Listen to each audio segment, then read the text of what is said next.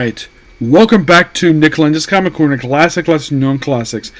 This is episode number 3470, double number 3364. Got two Marvel trades, first of which is Vision and Scarlet Witch, Fear the Reaper. Yeah, this book itself is, the whole mini-series was to basically celebrate the union of, the romance of Vision and Scarlet Witch. But the book itself, reading it, of course, it feels like a lot of follow-up from Tom King's Vision. Like, a lot of follow-up with it. By the way, this is all 5 issues. This is actually the 3rd volume for Vision Scarlet Witch. Last volume was released back in the 1980s. And you know what's really weird about this trade? Like, when it did the Quicksilver Scarlet Witch trade, they actually threw in their debut appearance mix number 4. This they didn't throw in the wedding issue, which was Giant Season 1. It's not here. Nope, just the issues themselves.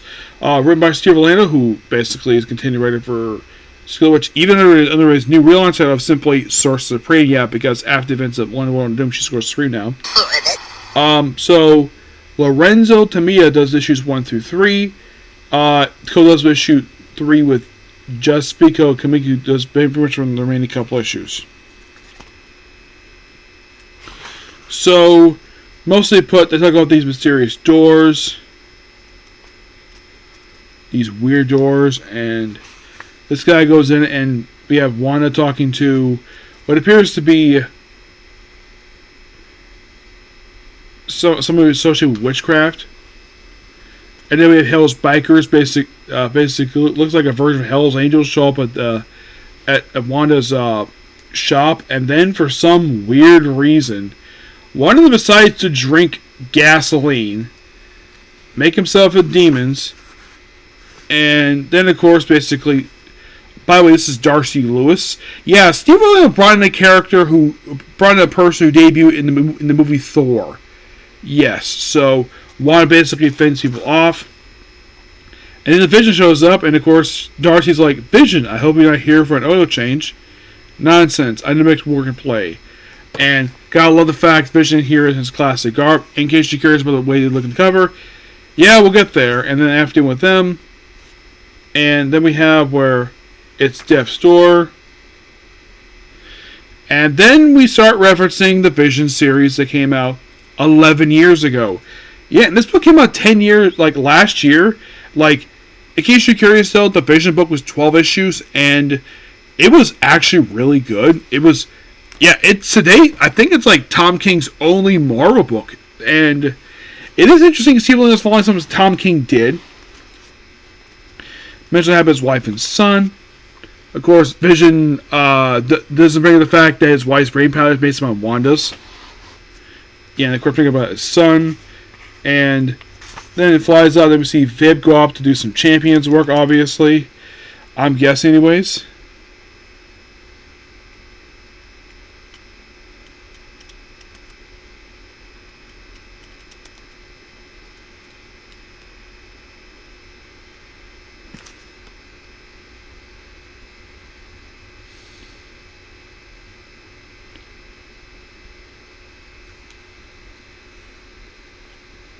And then we see how people turn into zombies. We're on to Virginia, and then of course, basically, Vision for some weird reason decides to. Then Vision decides to flash back to the events of the Vision series, even having a scene where Vision's wife beats the crap out of the group with basically beats them dead with a cooking tray. Yes, seriously. Yeah, the wife Vision's wife decides to beat a classic villain, beat him to death, not with lead pipe, not stab him, whack him to death with a cookie tray.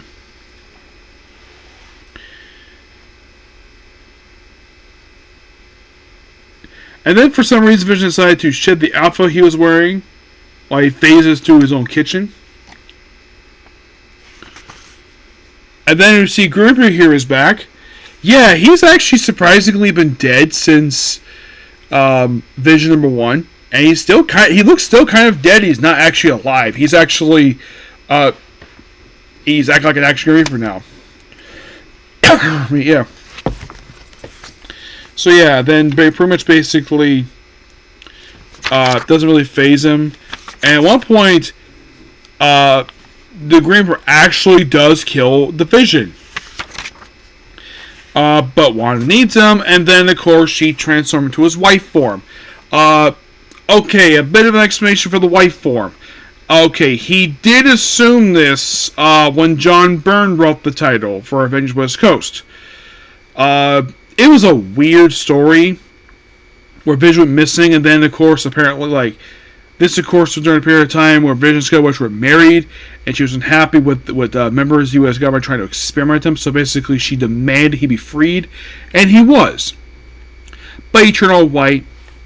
He was like this for a remainder of the book, and then before the book ended, they decided to turn him back into his classic form. In this weird moment where implied that the white Vision appeared in the book, it's actually not the real Vision, it's just some imposter, and it was weird. And of course, yeah, and then of course he's his wife form for the remainder of the book, and he sees a flashback basically of like the house, and he was brought back thanks to, and of course they mentioned, oh yeah, this will bring up the Vision Quest thing. After going through more details, and then mention, oh yeah, the fact that the Green Reaper had basically laid here eternal rest thanks to what happened to pages of Jason Al Ewing's Valkyrie Jane Foster. He was imprisoned, and he's been there ever since. And they have Courage to the Doorman. Yep. And then, of course, basically Vision deals with him. And then they go inside. Where they run into Vision, a character who's been dead since the Vision ongoing series. Yep, where Vision is very happy to see his late son. And, well, and then we have, get this, we have this weird dance number. We have Vision always put on outfits. And then we see, I'm guessing old couples. We see Quicksilver and Crystal there. We also see, also on this page, we also see Jocasta and the Vision. As the other couples are, I'm not sure. And of course, just whoops, because of course we have to leave because Mephisto is so involved in this. And then we have a dream where Vision and Scarlet Witch are having kids. Vin's there, but not Viv, Vision's daughter. And yeah, that's kind of weird when it comes to that. So then after doing all their stuff, and then of course Reaper basically just kills Vin once again. Just to toy with them. And then we see like Escape Your Ghost. One of them happens to be Eric's brother Simon, who by the way is not dead. Yeah, one of them is actually Simon, believe it or not. Yes, who was also a guy who did love one point. And it seems like in the Uncanny Avengers book, these two work a couple. And then once he was in prison in Rogue's mind. Not actually it was Deadpool's mind, I think it was. And then Rogue decided to randomly make out with Deadpool, get him out of the mind. Actually, he went to her mind. And then, of course, basically, like, in case you guys, what happened to the relationship? Don't know, because the relationship was dropped. There's really cool fight sequence here. There's some floors, this weird creature stuff. And turns out that Green Reaper is not the real villain of this book. He is just a patsy for the real villain in the book.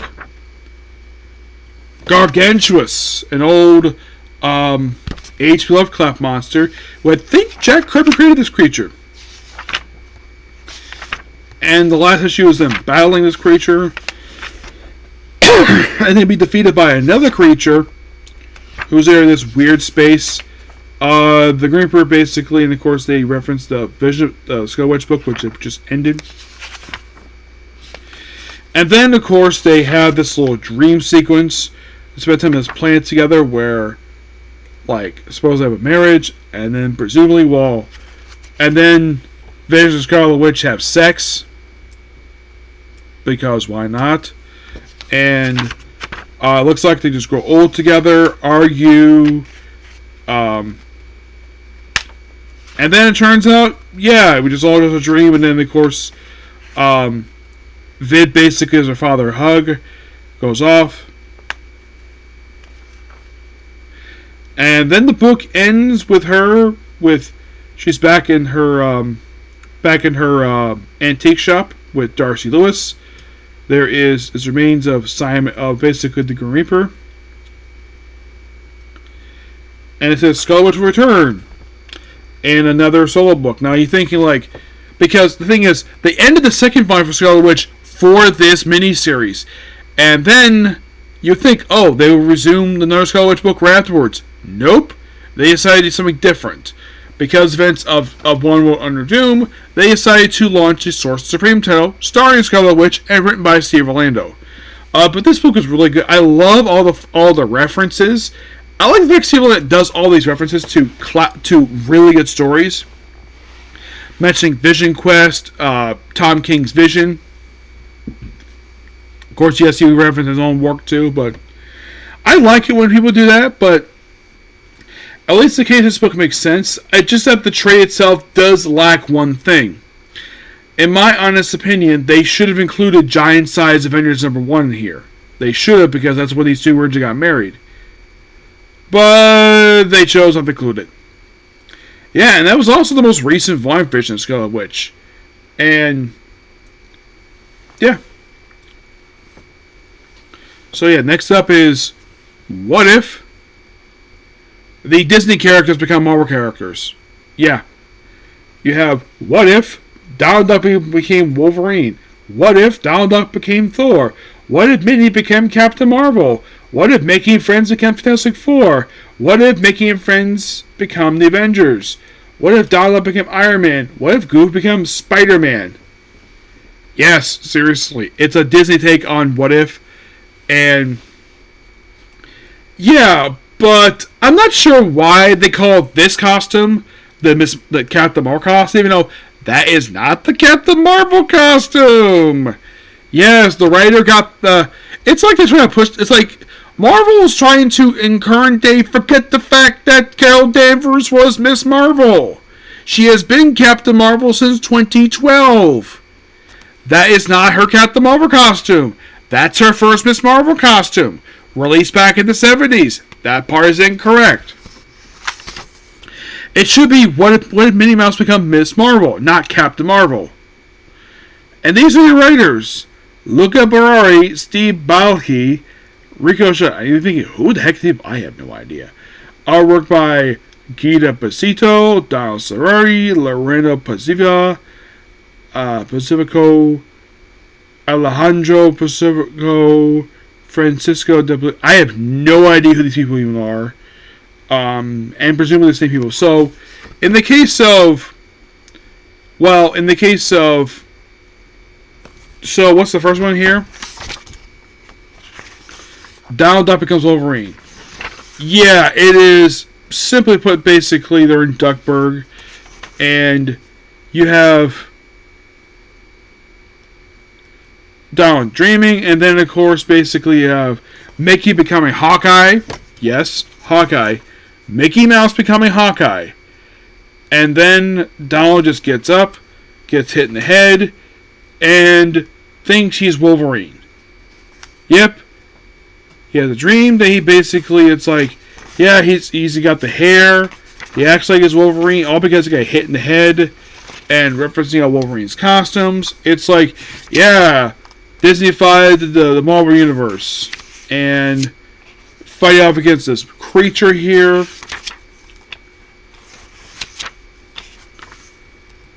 Yeah. And of course, basically, he doesn't say the best there is, but he does just a squack. And also, Goofy is the Hulk. Yes, Goofy is the Hulk.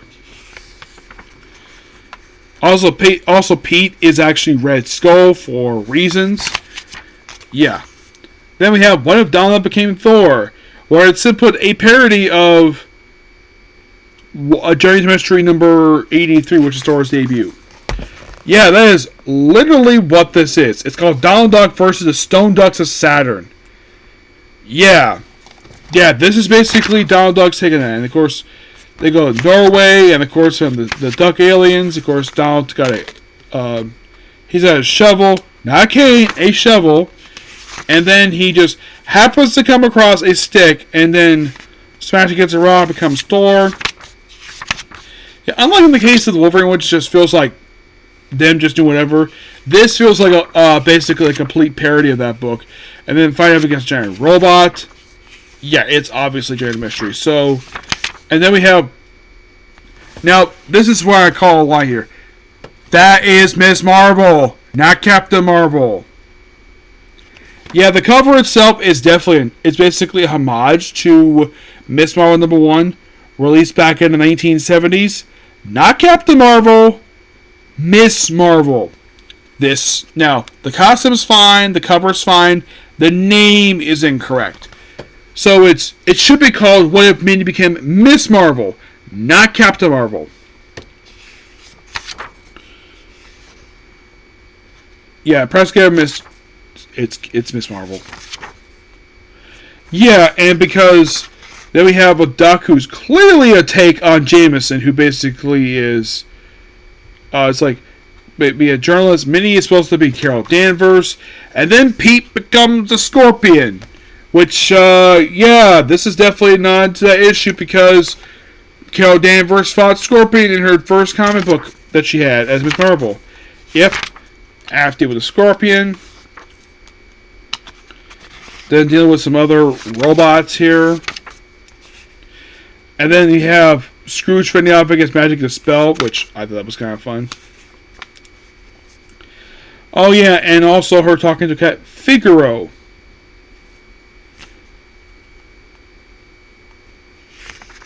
It's like everybody's dreaming, and of course basically they're all changing, and then next we have What If Mickey and his friends become the Fantastic Four? Mickey Mouse becomes Mr. Fantastic, Minnie Mouse becomes Invisible Woman, Donald Duck becomes the Thing, and get this, Pluto the dog becomes the Human Torch. You're like, what the heck is this? Where this issue is clearly a spoof of Fantastic Four #1. Yep, it's a Disney take on it. Why not?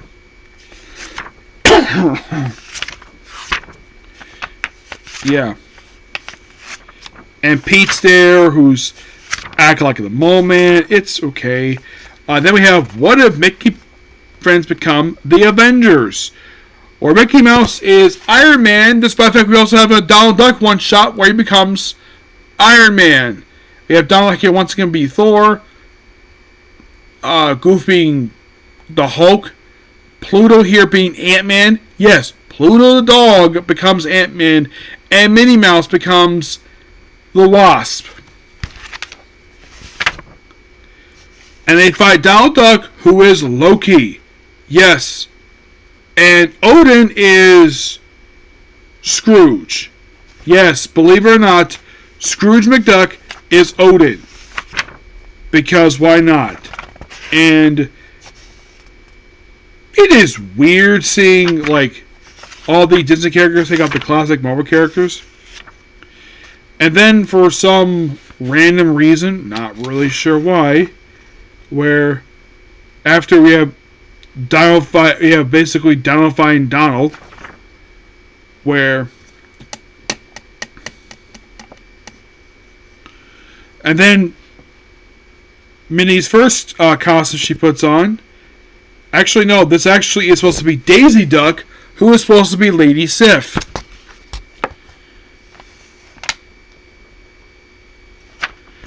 Yep.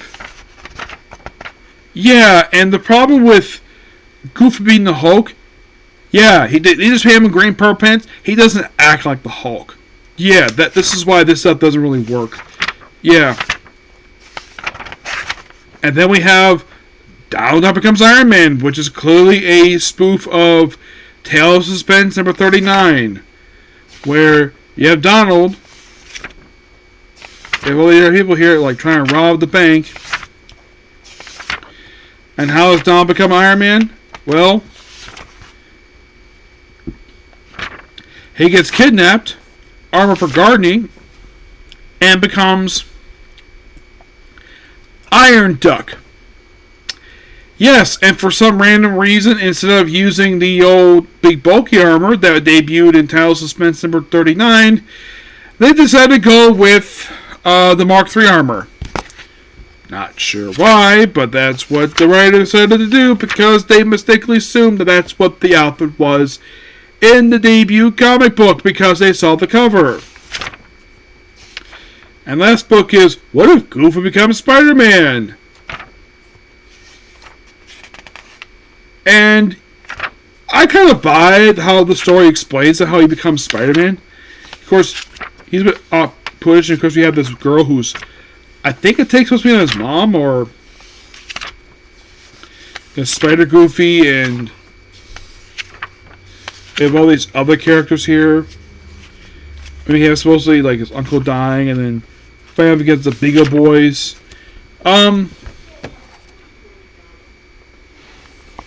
I gotta say for this book here, was this book necessary? Not really, no. I only got it because it's a what if thing. And I do like the artwork in here, I do enjoy that, but yeah, a lot of the stuff for the Marvel method when it comes to Disney characters, like, it doesn't work. Like Goofy as the Hulk. That makes no sense at all. I give book roughly a 7.5 out of 10. Like, Pluto becoming Ant-Man. That makes no freaking sense because Ant-Man talks. Having a dog become Ant-Man makes no freaking sense at all. I was also bothered about the fact that they call Minnie Captain Marvel, even though that's not the Captain Marvel costume. That is actually the Miss Marvel costume, the very first one. And I guess whoever wrote this book must assume that, because it's a take of Carol Danvers, that she's always been Captain Marvel, despite the fact she's only been Captain Marvel since 2012.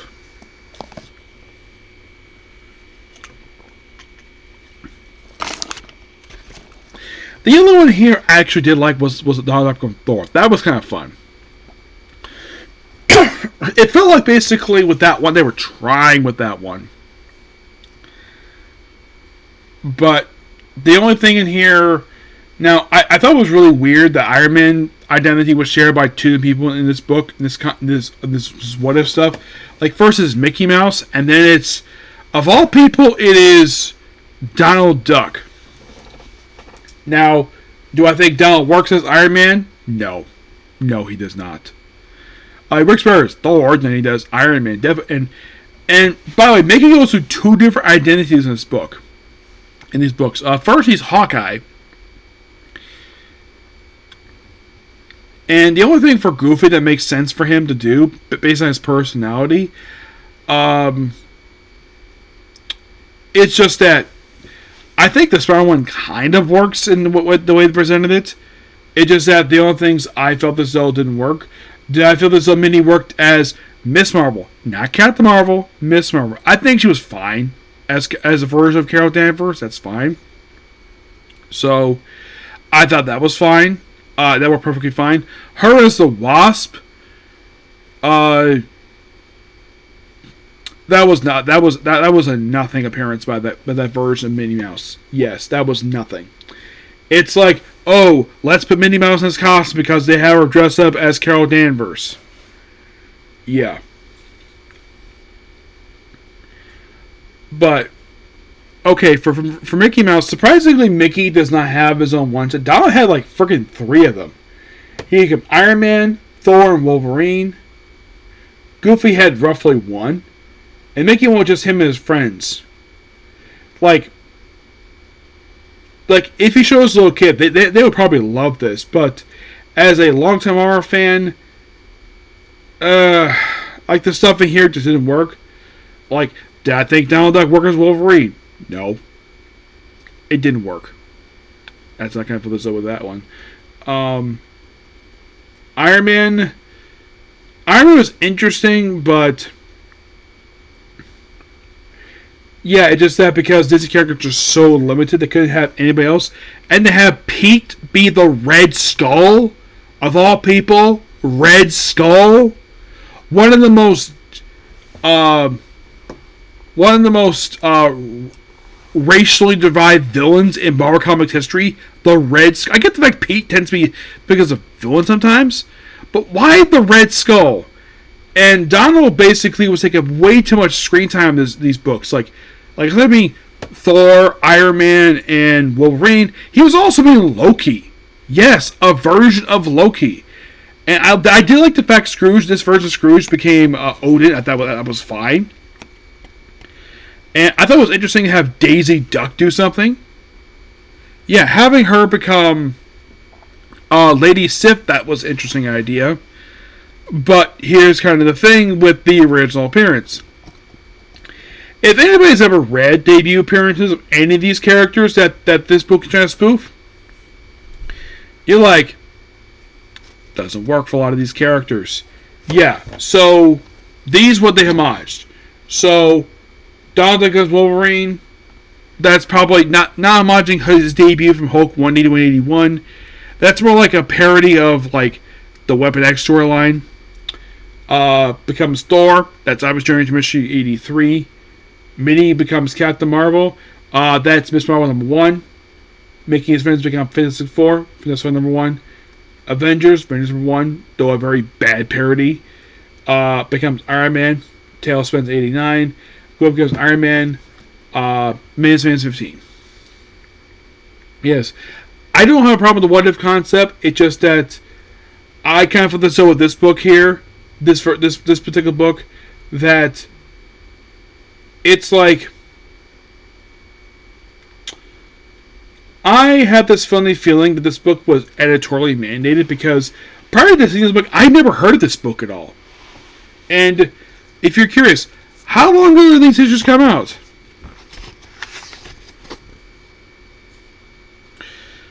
This book came out like last year. I didn't notice these books at all. Not really, no. I mean, does it fit the what if concept? On a very lower scale, it doesn't, like, the whole purpose of the what if stuff is like, what if you take the regular Marvel characters and change their scenarios? Or change whatever timeline this is. I had this feeling that throwing the Disney characters probably was a way to appease Disney. And they probably want to market this to kids. When they read this book, they're probably like, I don't know how kids will feel about this. I have no idea. But I like to finish going book better. Okay, so that's pretty much it for the video. Please be sure to like, comment, subscribe, and notifications. Next up we have is Commodore X. Oh, Commodore, okay? You see?